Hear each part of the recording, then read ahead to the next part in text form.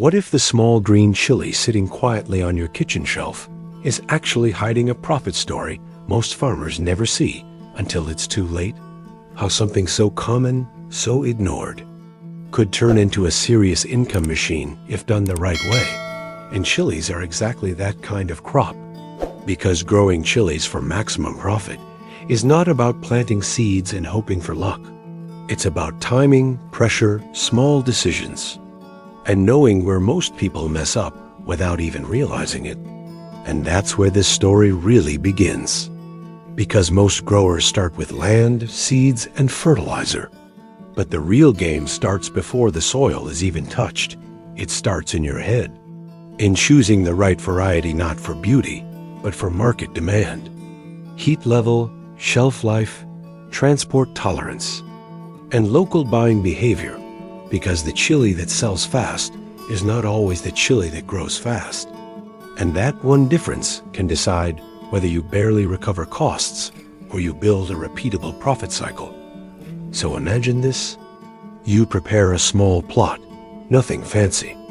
But instead of spreading seeds randomly like everyone else, you space them slightly tighter to create healthy competition between plants, forcing stronger root systems, and you water less frequently but deeper, stressing the plants just enough to trigger higher capsaicin production, which buyers love even if they don't know why.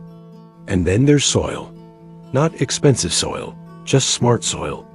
Compost mixed unevenly, so roots grow searching for nutrients instead of being lazy. This tiny stress changes everything. Yield improves, flavor sharpens. And suddenly, your chilies don't look special, they sell special. And while others spray chemicals early, you wait. Because early spraying kills the natural balance that protects plants later. And that patience saves money and reduces losses when pests actually arrive. Then comes the part nobody talks about on YouTube, harvesting psychology. Picking chilies slightly earlier than full maturity to extend shelf life during transport, which means your produce reaches markets fresher while others arrive soft and tired. Buyers notice, even if they don't say it, they come back. And now your name starts circulating quietly among middlemen. And pricing shifts in your favor. And here's the twist. Profit doesn't peak in peak season. It peaks just before and just after it, when supply drops but demand stays. So instead of planting once like most people, you stagger planting in short intervals, creating a rolling harvest cycle. This keeps cash flowing while others wait helplessly between seasons. And yes, mistakes happen.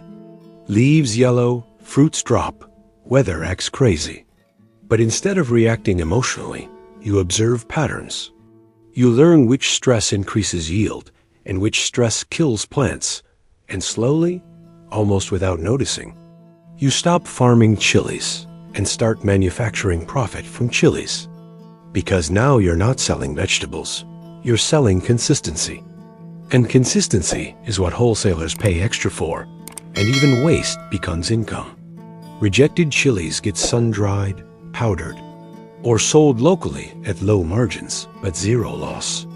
Nothing is thrown, everything is used, and over time, you realize the real power was never the land size, it was decision density.